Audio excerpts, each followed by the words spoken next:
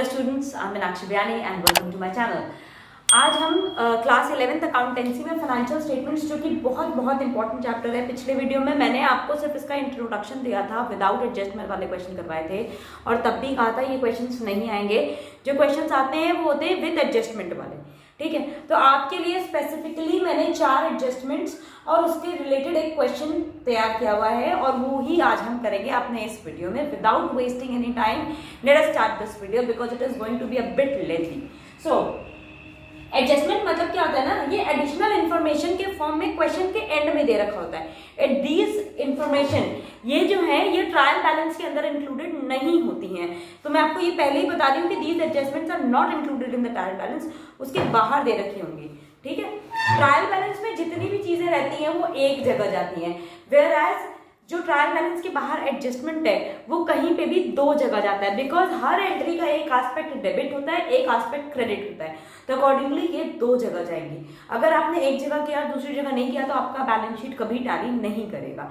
तो आज मैं आपको एक full fleshed question in adjustment से रिलेटेड भी करके बताती हूँ। सबसे पहला एडजस्टमेंट है हमारा क्लोजिंग स्टॉक। क्लोजिंग स्टॉक जो होता है आपको पता होगा, trading and profit and loss account का जो मैंने आपको ट्रेडिंग अकाउंट का फॉर्मेट बनाया था उसमें बाय साइड पे यानी कि क्रेडिट साइड पे जाता है और बैलेंस शीट में एज अ करंट एसेट हम इसको शो करते हैं। तो इसका जो 2 एडजस्टमेंट हुआ वो क्या क्या हुआ इसका, एक तो ट्रेडिंग अकाउंट में गया ये क्रेडिट साइड पे, और दूसरा क्या एडजस्टमेंट हुआ इसका, बैलेंस शीट में असेट साइड पे ये शो होता है, ठीक है। तो ये इसके 2 एडजस्टमेंट हो गए। दूसरा है आउटस्टैंडिंग एक्सपेंसेस। इसको expenses due but not paid भी कहा जाता है। तो ये कहा जाता है सबसे पहले जिस रेस्पेक्टिव अकाउंट में है उसमें ऐड हो जाता है, ऐड आउटस्टैंडिंग करके हम इसको लिख देते हैं। जैसे कि आउटस्टैंडिंग वेजेस है, अभी मैं आपको इस क्वेश्चन में करके बताऊंगी। तो wages add outstanding wages, outstanding salaries है तो salaries add outstanding salaries, outstanding rent है तो रेंट ऐड आउटस्टैंडिंग रेंट करके हम इसको रेस्पेक्टिव अकाउंट में डालते हैं। जो फॉर्मेट है हम वो एज इट इज फॉलो करेंगे जो मैंने आपको लास्ट वीडियो में बताया था। जो चीज मेरी आउटस्टैंडिंग है यानी कि मेरा पेमेंट उसका बाकी है वो मेरी लाइबिलिटी होती है, मुझे उसको आज नहीं तो कल पे ऑफ करना ही पड़ेगा। तो accordingly this is also shown in the liability side as current liability, liability side of balance sheet, ठीक है, एज करेंट लाइबिलिटी। सीएल मतलब करेंट लाइबिलिटी है, ठीक है, as a current liability. Next हमारा है प्रीपेड एक्सपेंसेस। जैसे कि आउटस्टैंडिंग मेरी लाइबिलिटी होती है वैसे प्रीपेड मेरा असेट होता है। तो व्हाट इज दिस, एक तो हम इसका यहाँ शो कर रही हूँ, एक तो ये प्रीपेड है, जैसे आउटस्टैंडिंग में ऐड करती हूँ ये हम लेस कर देते हैं, less prepaid expenses from the respective account, ठीक है। जैसे रेंट है, अगर प्रीपेड कर दिया तो rent less prepaid rent, insurance है प्रीपेड कर दिया तो इंश्योरेंस लेस प्रीपेड इंश्योरेंस, इस तरीके से शो करते हैं। और दूसरा एस्पेक्ट ये होता है इसका कि हम इसको asset side of the balance sheet के अंदर में इसको हम शो करते हैं एज करंट एसेट्स। ये मतलब करंट एसेट्स, करंट एसेट्स की तरह हम इसको शो करते हैं। और डेप्रिसिएशन, डेप्रिसिएशन देखिए मेरी मशीनरी की वैल्यू रिड्यूस हो रही है यानी कि एक तरह से ये लॉस है। हमने क्या पढ़ा था, debit all expenses and losses, जो कि मेरा नॉमिनल अकाउंट का रूल है। तो अकॉर्डिंगली डेप्रिसिएशन जो है प्रॉफिट एंड लॉस अकाउंट में डेबिट साइड पे शो होता है, ठीक है। डेप्रिसिएशन ऑफ मशीनरी है तो टू डेप्रिसिएशन मशीनरी, फर्नीचर, चाहे जो भी चीज डेप्रिशिएट हो रही है उनको हम, बिल्डिंग जो डेप्रिशिएट होता है उनको हम वैसे ही डेबिट साइड पे शो करते हैं। एंड इसका सेकेंड एस्पेक्ट ये होता है कि ये बैलेंस शीट में रेस्पेक्टिव एसेट्स में से माइनस होता है। एसेट्स जो भी नाम है लेस डेप्रिसिएशन, ऐसे हम उसको लिखते हैं और जो माइनस करके फाइनल अमाउंट आता है उसको हम आउटर कॉलम में शो करते हैं। तो ये तरीका होता है इनसे डील करने का। आप ये वाला क्वेश्चन देखो, opening stock, purchases, sales, discount, sales return, ये सारा क्वेश्चन जब भी आप पढ़ करना शुरू करते हो ना उसके पहले इसको एक बार देख लो। देखने के बाद ये एडजस्टमेंट अच्छे से नोटिस करो। एक क्लोजिंग स्टॉक का है, एक वेजेस का है, डेप्रिसिएशन है हमारा बिल्डिंग पे और मशीन पे, रेंट है 2 महीने का जो कि मेरा आउटस्टैंडिंग है, और एक प्रीपेड इंश्योरेंस है। तो अब हम इसके अकॉर्डिंग आपको मैं ये क्वेश्चन करके दिखाती हूँ, ठीक है। I have to rub the board, I think you have seen the question, नहीं है तो आप स्क्रीन बैक करके एक बार और देख लेना। And I have done this question for you all. तो मैं आप लोगों को अच्छे से निकाल के बताती हूँ क्या चीज कहाँ पे और कैसे जाएगी, ठीक है। विथ फॉर्मेट में आपको ये पूरा करके बताती हूँ।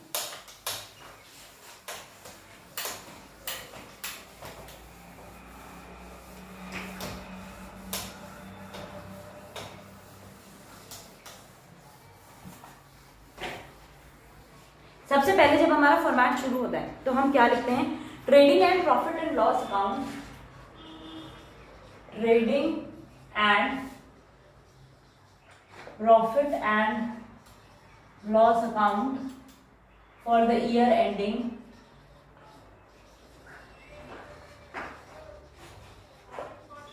31 मार्च, जो क्वेश्चन में गिवन है 2017, इस क्वेश्चन में मैंने ये लिया था। इसके बाद यहाँ पे हम एक लाइन बनाते हैं, यहाँ लिखते हैं डेबिट, यहाँ लिखते हैं क्रेडिट, जैसा जो मेरा नॉर्मल लेजर का फॉर्मेट है।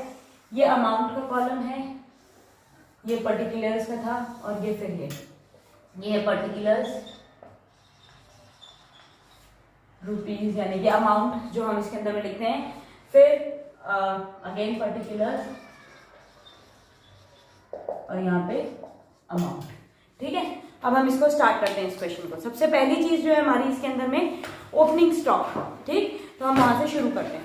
टू ओपनिंग स्टॉक,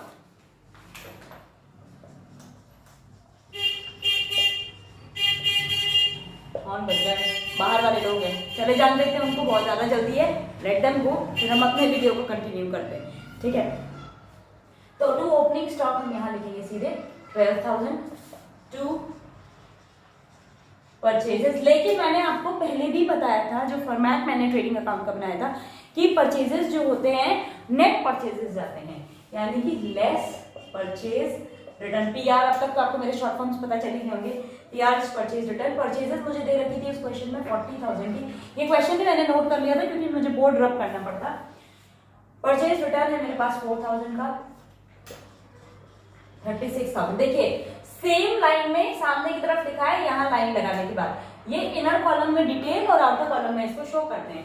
ठीक है, टू वेजेस, वेजेस कितनी है मेरे पास में 10,000 की, लेकिन ये भी आप इनर कॉलम में शो करोगे क्योंकि यहाँ पे add outstanding wages, outstanding wages कितनी है 2,000 की, तो ये कितना हो गया 12,000। सिमिलरली आपका टू कैरेज ऑन परचेजेस, ये आपके फॉर्मेट के हिसाब से इसी में जाता है ट्रेडिंग अकाउंट में। टू कैरेज ऑन परचेजेस कितना है, कैरेज ऑन परचेजेस 700 रुपए का। अब यहाँ पे आ जाइए, बाय सेल्स है, इसको भी हम as it is inner column में शो करेंगे 86,000 less sales return. Sales return कितना है मेरे पास में 6,000। आई एम सो सॉरी जो थोड़ी बहुत आवाजें आ रही है उसके लिए, एंड आई होप मेरी आवाज आपको इसमें क्लियर हो, क्योंकि कुछ अड़ोस पड़ोस के लोग कुछ काम वाम करवा रहे हैं तो थोड़ी बहुत शोर तो होएगा ही होगा। तो ये आ जाता है मेरे पास में 80,000। लीजिए, बचा कुचा मार्कर में इंक भी अभी खत्म होनी थी। चलिए जी, कोई बात नहीं, फिर से शुरू कर देते हैं हम अपने वीडियो को आगे। बाय क्लोजिंग स्टॉक जो आपके उसमें दे रखा है, क्लोजिंग स्टॉक, क्लोजिंग स्टॉक मुझे दे रखा था 16,000 का। अब देखिए यहाँ पे दिख ही रहा है ये 96,000 है, ये कम है, तो to gross profit carry down. जब आप इनको प्लस करेंगे इधर का टोटल आएगा मेरे पास में 96,000, 96,000 इधर का टोटल 96,000 माइनस 12,000, 36,000, 12,000, 7,000, इन सबको 700, इन सबको माइनस करेंगे तो यहाँ आएगा 35,300। अब यहाँ का टोटल अगेन 96,000। ठीक है, अब by gross profit brought down, पूरा लिखिएगा ग्रॉस प्रॉफिट, मेरी तरह जीपी मत लिखिएगा please. Gross profit brought down 35,300। यहां से ये मेरा प्रॉफिट एंड लॉस का फॉर्मेट जो है शुरू हो जाता है। मतलब लिखने का तरीका समझा आपने, पहले ट्रेडिंग बनता है, उसी अकाउंट में नीचे की तरफ प्रॉफिट एंड लॉस अकाउंट जो होता है वो शुरू हो जाता है। वहां पे इंटरेस्ट दे रखा था क्रेडिट साइड पे, अगर आपने नोटिस किया जो मैंने बनाया था वो ट्रायल बैलेंस था, उसमें क्रेडिट साइड पे मैंने इंटरेस्ट दिखाया था। I am clear? ठीक है, इंटरेस्ट है मेरे पास में कितना 800 रुपए का, और एक क्रेडिट साइड पे ही डिस्काउंट दे रखा था 400 रुपए का। आप डेबिट साइड के आइटम्स पे आते हैं। सबसे पहला उसमें हमें दे रखा था सैलरीज, जैसे हमने अभी वेजेस में किया था, to wages at outstanding wages, वैसे ही टू सैलरीज एट ओएस लिख रही हूँ आउटस्टैंडिंग का, आउटस्टैंडिंग सैलरीज। सैलरीज है कितने की भाई 2400 की, आउटस्टैंडिंग है 1200 की, कितनी हो गई है 3600 की, 3600 की। ठीक है, सैलरीज के बाद है to office expenses. Office expenses कितने का था मेरा 1200 का। ठीक, उसी तरह से हमें दे रखा था to travelling expenses, travelling expenses हमें दे रखा है 400 का। To fire insurance premium, fire insurance premium है मेरे पास 800 का। और इनर कॉलम में क्यों लिखा, क्योंकि इसका प्रीपेड है, तो लेस प्रीपेड इंश्योरेंस प्रीमियम। कितना रुपया प्रीपेड है, 200 का। 800 में से 200 गए 600, ठीक है। अच्छा, आगे हम इसको कंटिन्यू करेंगे, लेकिन यहाँ पे क्योंकि जगह कम है इसलिए मैं ये ऊपर वाला पार्ट यहाँ से रब कर रही हूँ और यहाँ इस क्वेश्चन को कंटिन्यू करेंगे, ठीक है। समझ गए होगे आप, सिर्फ ये यहाँ के बाद यहाँ कंटिन्यू हुआ है। मैं एक लाइन लगा देती हूँ ताकि आपको ये कंफ्यूजन ना हो कि भी कहाँ से शुरू किया था कहाँ खत्म करें, ठीक। ये देखिए, इसके बाद मैंने ऊपर से शुरू कर दिया इसी क्वेश्चन को, ठीक है। ये हो गया प्रीपेड इंश्योरेंस प्रीमियम 600। उसके बाद में हमारे पास क्या क्या था, टू कमीशन है,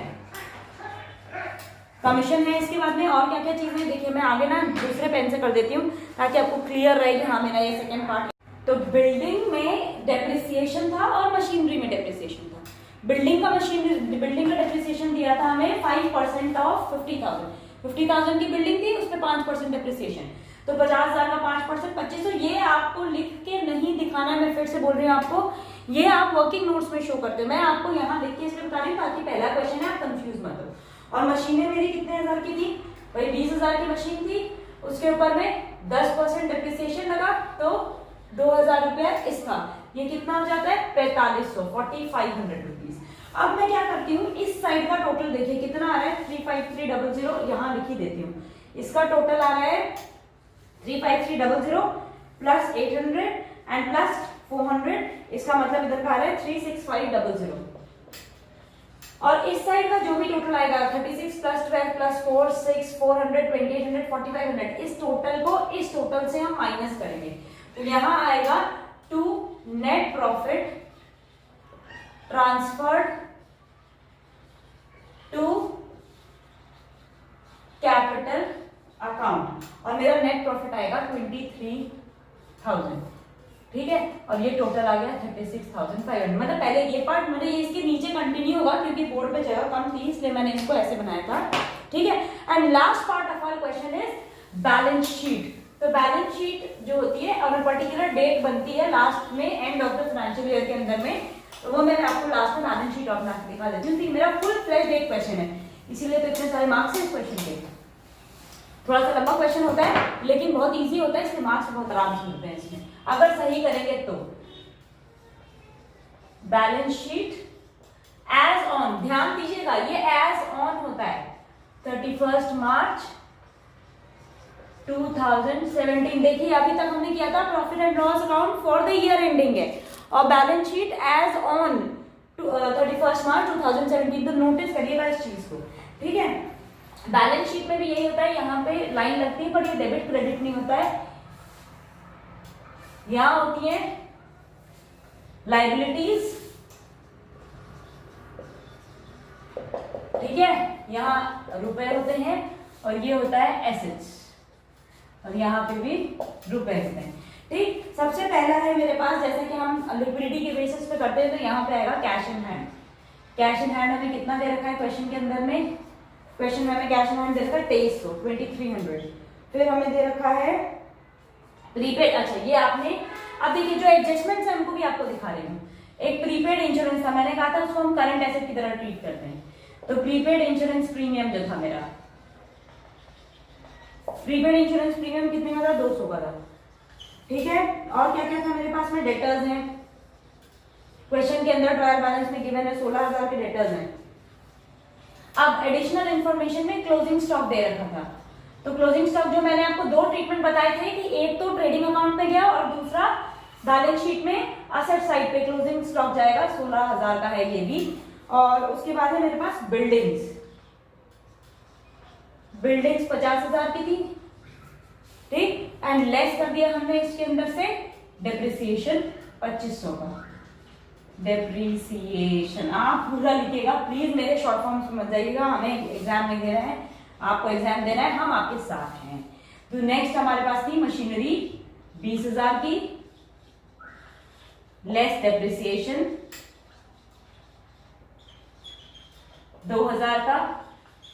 ये हो गया 18,000 रुपए। ठीक है, और कुछ तो नहीं रह गया इधर पे।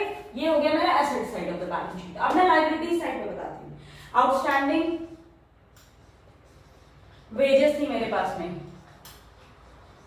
आउटस्टैंडिंग वेजेस कितने की थे? 2,000 के।